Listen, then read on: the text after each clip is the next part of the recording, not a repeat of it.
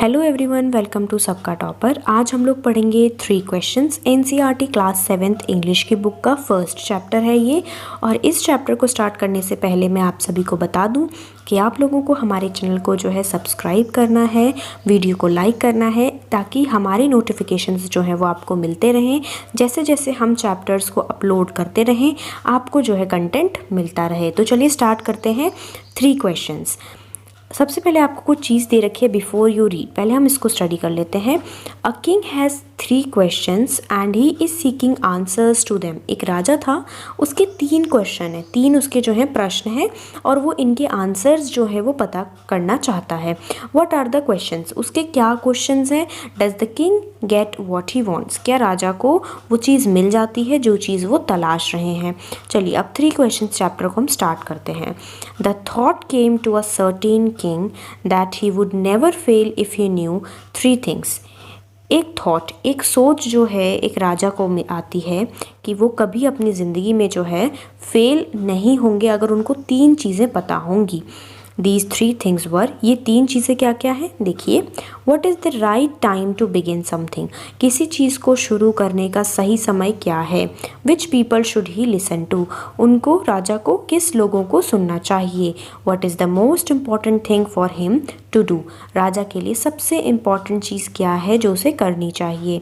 The king therefore sent messengers throughout his kingdom, राजा ने अपने मैसेंजर्स को पूरे किंगडम में भेजा। Promising a large sum of money to anyone, और उन्होंने क्या कहा कि वो उसको बहुत ज़्यादा पैसे देंगे उस व्यक्ति को who would answer these 3 questions, जो इन 3 क्वेश्चन का आंसर जो है बता देगा।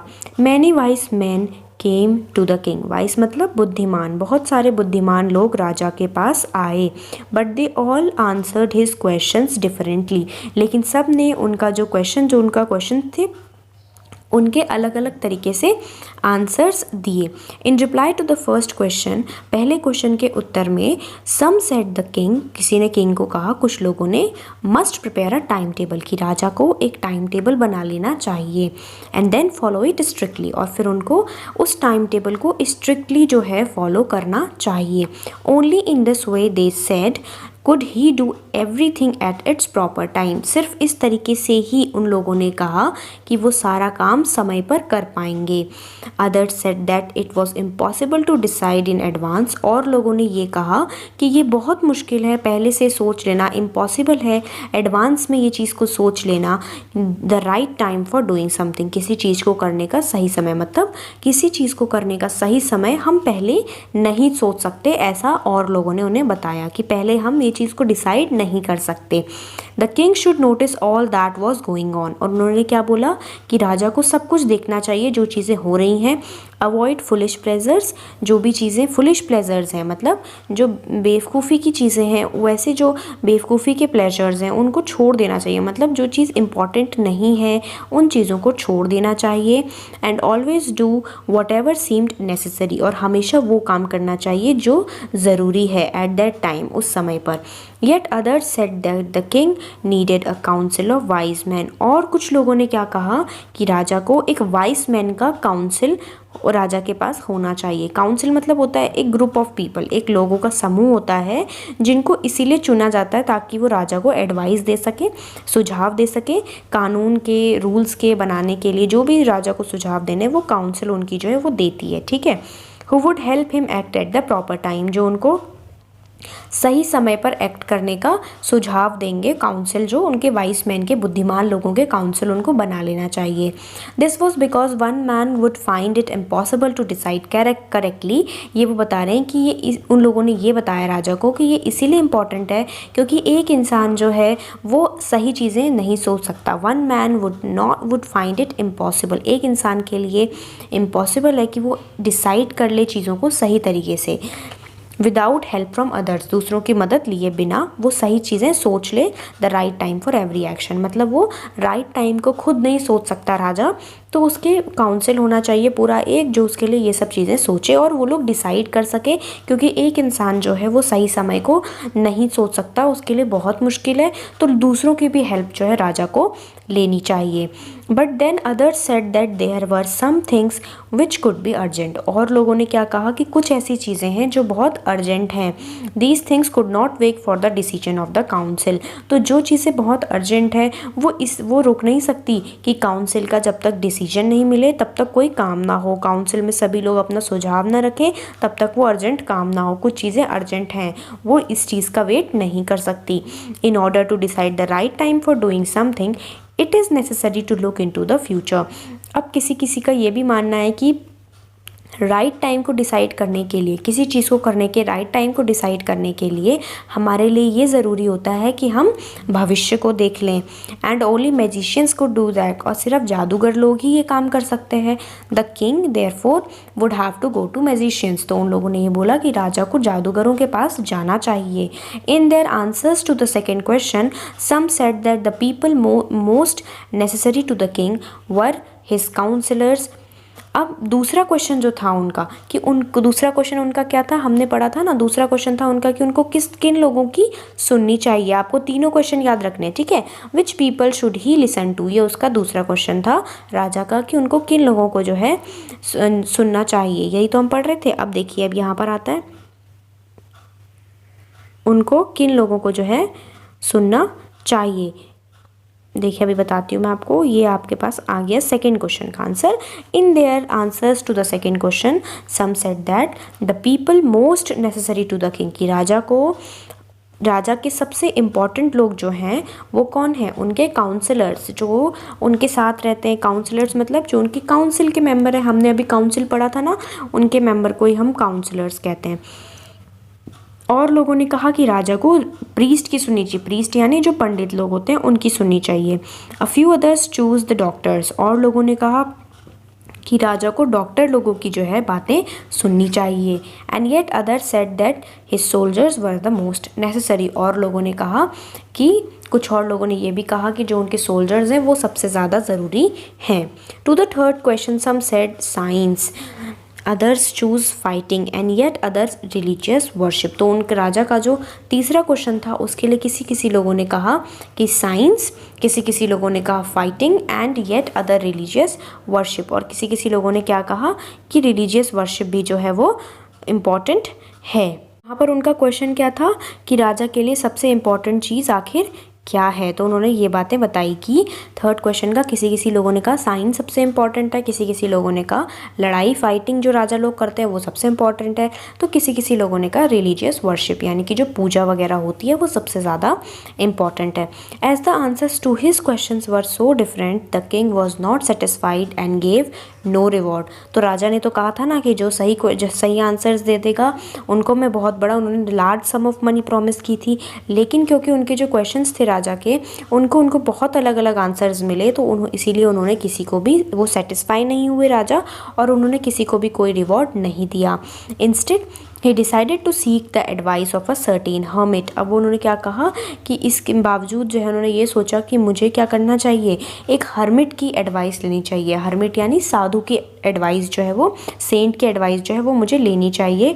Who was widely known for his wisdom, जो अपने दिमाग के लिए, बुद्धिमत्ता के लिए जो है जाना जाता है, विजडम के लिए जाना जाता है। The hermit lived in a would which he never left. जो सेंट था, साधु था, वो वुड में रहता था। Lived in a would which he never left मतलब उसका जो घर था वो जंगली इलाके में था। He saw no one but simple people, वो किसी को नहीं देखता था, सिर्फ सिंपल लोगों को देखता था। And so the king put on ordinary clothes, क्योंकि जो हर्मिट था, साधु था, वो सिंपल लोगों को देखता था, तो इसलिए राजा ने जो है ऑर्डिनरी क्लोथ्स पहन लिए, जो आम लोग कपड़े पहनते हैं उस तरह के कपड़े राजा ने भी पहन लिए। But he reach the hermits hut. The king left his horse with his bodyguard and went on alone. But he reached the hermit's hut. राजा जो है हर्मिट के हट पे पहुंचा।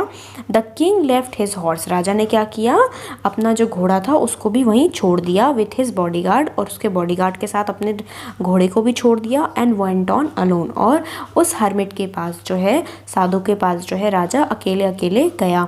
As the king came near the hermit's hut, जैसे जैसे राजा जो है हर्मिट के हट के पास जाता रहा, he saw the hermit digging the ground in front of his हट। उसने क्या देखा हर्मिट को, कि हर्मिट जो है वो हट के सामने, जो उसका हट था उसी के सामने, झोपड़े के सामने जो है अपना ग्राउंड को क्या कर रहा था, डिग कर रहा था। मतलब सॉइल जो थी उसको डिग करते हुए उसने देखा कि उसको डिग कर रहा है, उसको खोद रहा था।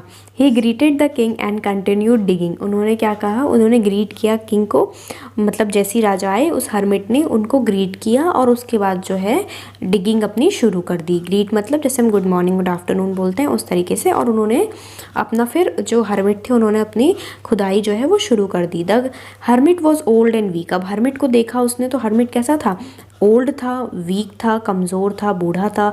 And as he worked he breathed heavily. और जिस तरह से वो उसे खोद रहा था वो बहुत ज़्यादा हैविली जो है ब्रीथ कर रहा था, तेज़ तेज़ सांसें ले रहा था। The king went up to the hermit and said. राजा जो है उस हर्मिट के पास गया, उस साधु के पास गया और बोला, I have come to you wise hermit to ask you to answer 3 questions. वो क्या बोल रहा है उसको कि मैं तुम्हारे पास आया हूँ वाइस हर्मिट। वाइस हर्मिट यानी तुम बुद्धिमान हो ना, बुद्धिमान साधु, मैं तुम्हारे पास आया हूँ, मैं तुमसे 3 क्वेश्चन जो है वो पूछना चाहता हूँ। How can I learn to do the right thing at the right time. मैं कैसे सीख सकता हूँ कि मैं सही काम को सही समय पर करूँ। Who are the people I need most. कौन लोग हैं जिनकी मुझे सबसे ज़्यादा ज़रूरत है। And what affairs are the most important. और कौन सी चीज़ें ऐसी हैं, कौन से बिजनेस के मैटर्स, थिंग्स, अफेयर मतलब होता है कोई भी मैटर ना, तो कौन सी ऐसी चीज़ें हैं जो मेरे लिए सबसे ज़्यादा इंपॉर्टेंट है, कौन से ऐसे मुद्दे हैं जो मेरे लिए सबसे ज़्यादा इंपॉर्टेंट है। The hermit listen to the king but did not speak. Hermit ने क्या किया, उन राजा की बात तो सुन ली लेकिन कुछ बोला नहीं। He went on digging. वो फिर से खोदने लगा। You are tired said the kings. राजा ने क्या कहा कि तुम थक गए हो। Let me take the spade and work in your place. कि तुम थक गए हो, मैं तुम्हारा जो कुल्हाड़ी स्पेड जो है वो ले लेता हूँ और फिर ये वर्क करता हूँ, तुम्हारी जगह पर मैं ही काम करता हूँ। Thanks said the hermit. Hermit ने क्या कहा, thanks. Giving the king his spade. राजा को उसने अपनी स्पेड दे दी। And then he set down on the ground. और वो बैठ गया ग्राउंड पर। ये पिक्चर देखिए आप लोग, ये पिक्चर आपको बता रही है ये हर्मिट है जो बूढ़े हैं और ओल्ड दिख रहे हैं, वीक दिख रहे हैं, और वो राजा है जो कॉमन मैन की ड्रेस में आया हुआ है। ठीक है, और यहाँ पे देखिए खुदाई भी हो रही है, उनका हट आपको दिख सकता है हर्मिट का। चलिए अब हम आगे बढ़ते हैं। When the king had dug 2 beds, he stopped and repeated his questions. अब जैसे ही राजा ने 2 बेड्स को डग कर दिया, ठीक है, वो फिर से रुके, उन्होंने 3 क्वेश्चन फिर से पूछे अपने जो क्वेश्चंस थे उनके। The hermit gave no answer. फिर से हर्मिट ने जो है कोई आंसर नहीं दिया। बेड्स का मतलब मैं बता देती हूँ आप लोगों को, जैसे प्लांट लगाने के लिए जो हम लोग छोटी छोटी खुदाई करते हैं ना, उसी को बेड कहते हैं। Small patches of ground, ground को थोड़ा थोड़ा खोदते हैं प्लांट लगाने के लिए। तो 2 बेड जो है उन्होंने इस तरह से खोद दिए थे। The hermit gave no answer. Hermit ने कोई आंसर नहीं दिया, बट स्टूड अप, पर वो खड़ा हो गया। Stretching out his hand for the spade.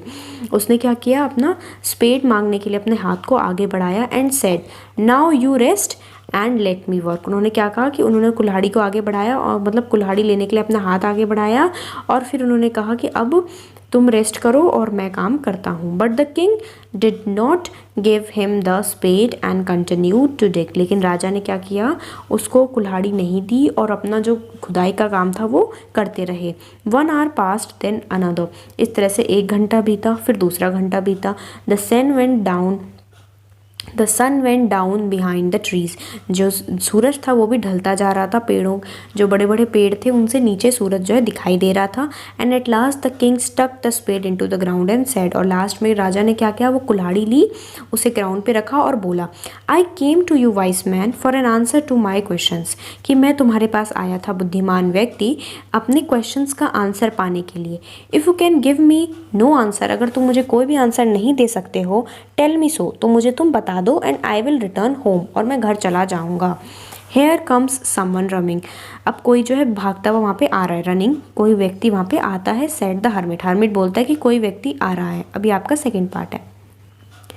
The king turned round and saw a bearded man running towards them. तो राजा भी मुड़ के देखता है, तो क्या देखता है, एक बियर्डेड मैन, यानी कि जिसकी दाढ़ी होती है बहुत ज़्यादा, वो व्यक्ति जो है भागता भागता वहाँ आ रहा है।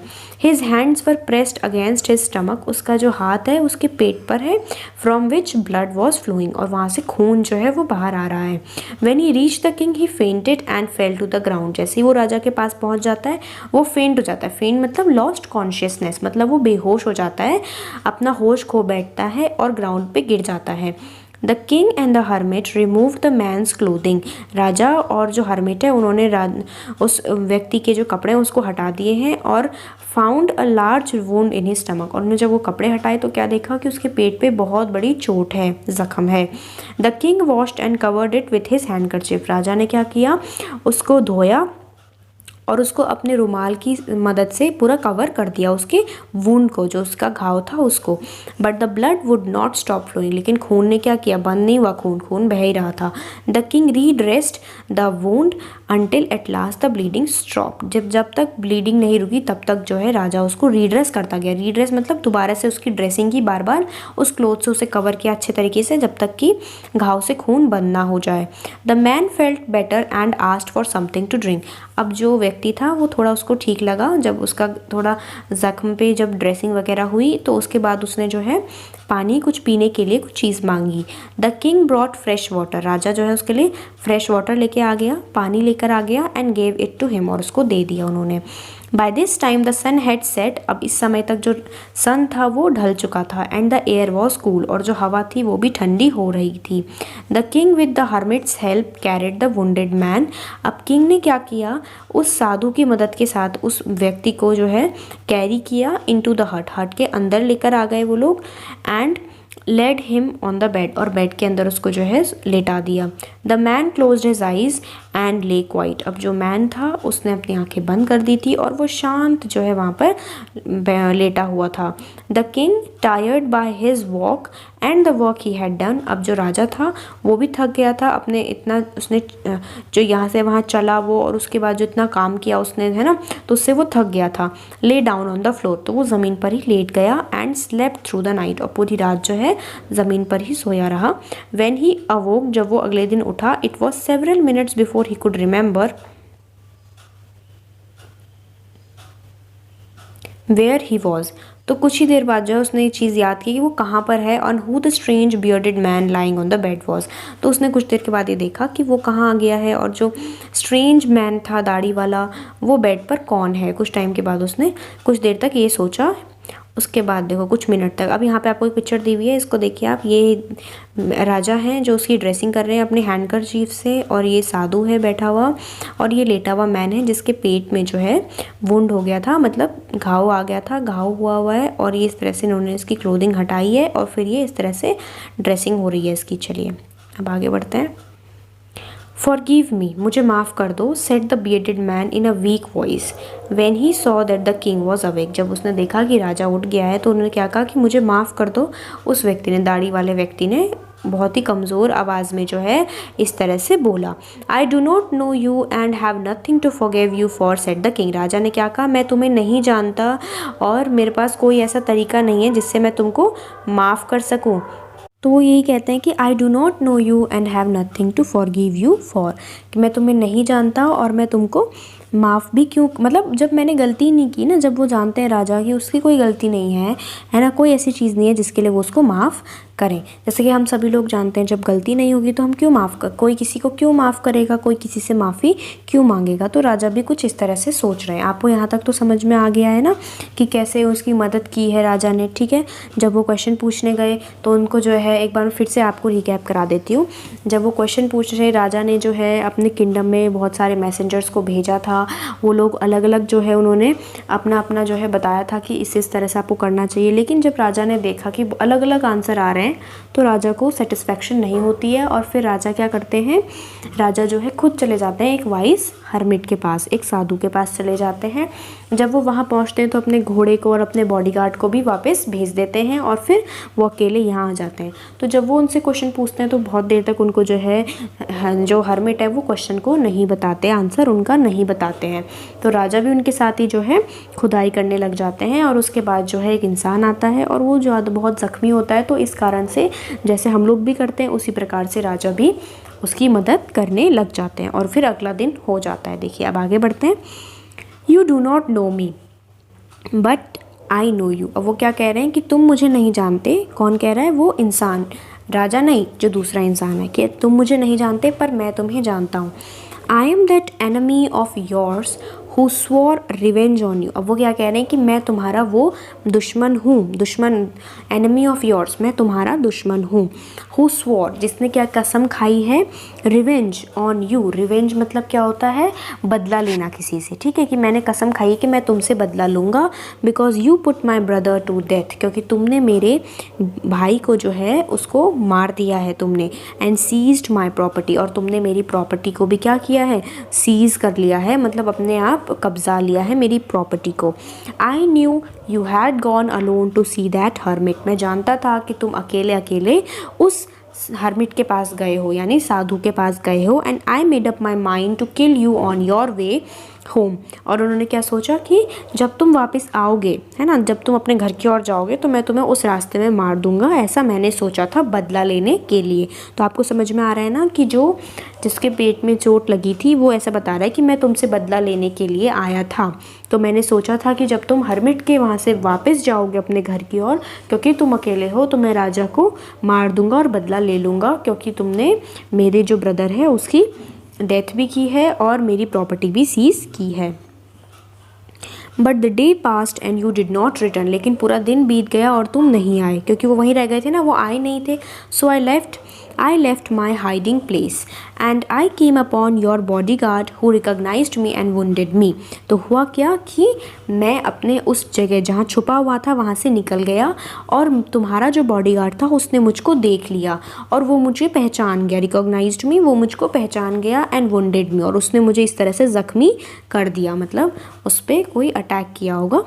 आई एस्केप फ्रॉम हिम, मैं उससे तो छुप के निकल गया, but I should have died if you had not dressed my wounds, लेकिन मैं मर जाता अगर तुम मेरे ज़ख़म पर ड्रेसिंग नहीं करते। जो ज़ख़म पर जो है, जो उसको चोट लगी थी उस पर किसने ड्रेसिंग की थी, राजा ने ही तो की थी। तो वही वो कह रहे हैं कि मैं उस समय मर जाता अगर तुम मेरे को जो है मेरी ज़ख़म पर जो है ड्रेसिंग नहीं करते, जो मुझे चोट आई है उस पर ड्रेसिंग नहीं करते। I wish to kill you, मैं तुम्हें मारना चाहता था, and you have saved my life, लेकिन तुमने मेरी ज़िंदगी को बचा लिया। Now if I live I will serve you, अब वो कह रहे हैं कि अगर मैं ज़िंदा रहूँगा तो मैं हमेशा तुम्हें सर्व करूँगा मतलब तुम्हारी सेवा करूँगा।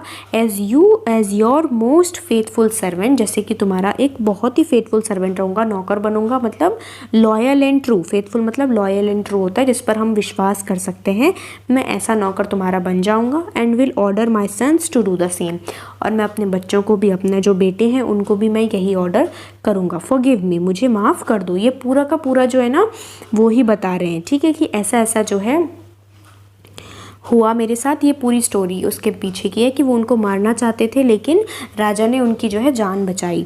The king was very happy to have made peace with his enemy so easily, राजा को बहुत खुशी हुई ये सोचकर कि उसने जो है अपने शत्रु के साथ, अपने दुश्मन के साथ इतनी आसानी से शांति स्थापित कर ली, है ना, उनके बीच में लड़ाई भी नहीं हुई और उनके बीच में अच्छी खासी जो है फ्रेंडशिप भी हो गई, देख रहे हैं ना हम स्टोरी में। And to have won him over as a friend, और उन्होंने क्या किया, वो दोस्त भी बन गए। He not only forgave him, उन्होंने उसको माफ़ ही नहीं किया, बट सेड, और कहा भी, he would send his servants and his own doctor to look after him, और उन्होंने, राजा ने ये भी बोला कि वो अपने सर्वेंट्स को भेजेंगे, अपने नौकरों को भेजेंगे, अपने डॉक्टर को भेजेंगे, ताकि वो जो है उसका, जो व्यक्ति जिसको चोट लग गई थी ना, जिस बियर्डेड मैन को, उसको लुक आफ्टर कर सकें, उसको देख रेख उसकी कर सकें।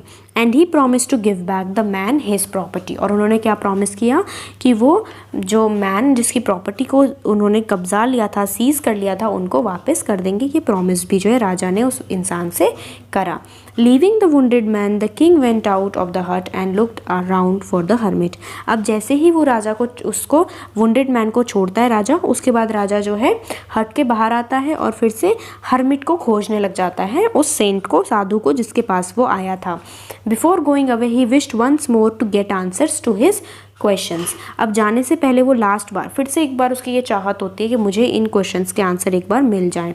The hermit was on his knees sowing seeds in the beds that had been dug the day before, जो उससे एक दिन पहले, मतलब कल जो बेड्स उन्होंने खोदे थे, आज हर्मिट उनमें जो है सीड्स डाल रहा था, सीड बो रहा था। The king went up to the hermit and said, अब राजा जो है जाता है और उस साधु को कहता है, for the last time I beg you to answer my questions wise man. अब वो क्या कहता है, मैं लास्ट टाइम तुम्हारे पास जो है तुमको ये बोल रहा हूँ कि प्लीज़ मेरे जो क्वेश्चंस हैं उनका आंसर दे दो, बुद्धिमान व्यक्ति, wise man. You have already been answered, अब ये जो है हर्मिट कहता है, said the hermit still bending down to the ground, अब ग्राउंड पे बेंड हो रखा है, झुका हुआ है, और वो उसको कहता है, हर्मिट जो है राजा को, कि तुमको तो आंसर मिल गया है, तुम्हारे सारे क्वेश्चंस का आंसर तुम्हें मिल चुका है। And looking up at the king as he stood before him, और वो देखता है वहीं पे बेंड होकर जो है राजा की ओर देखता है।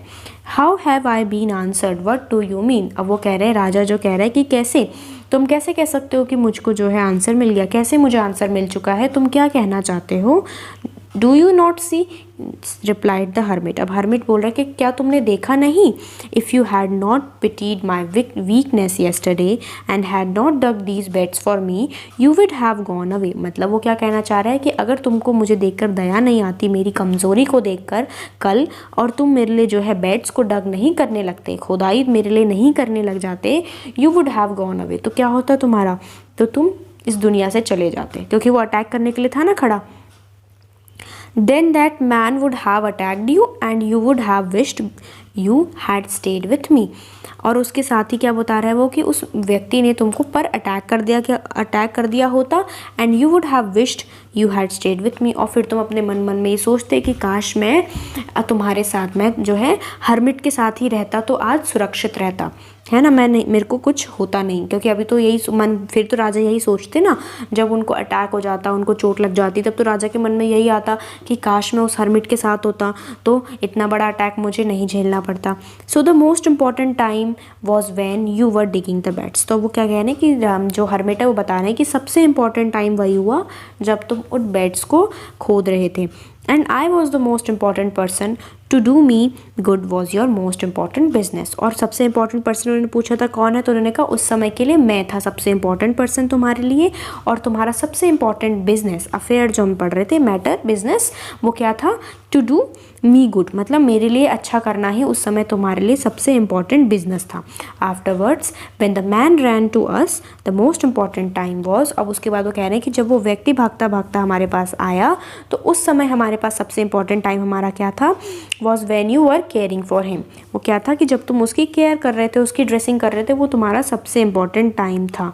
Because if you had not dressed his wounds he would have died without having made peace with you, वही कह रहे हैं वो कि अगर तुम उस समय उसको वो उसके ज़ख्मों पर वूंड्स पर जो है ड्रेसिंग नहीं करते तो वो क्या होता, वो मर जाता और तुम्हारे साथ शांति स्थापित भी नहीं कर पाता। So he was the most important man, उस समय के लिए वो सबसे इम्पॉर्टेंट व्यक्ति था।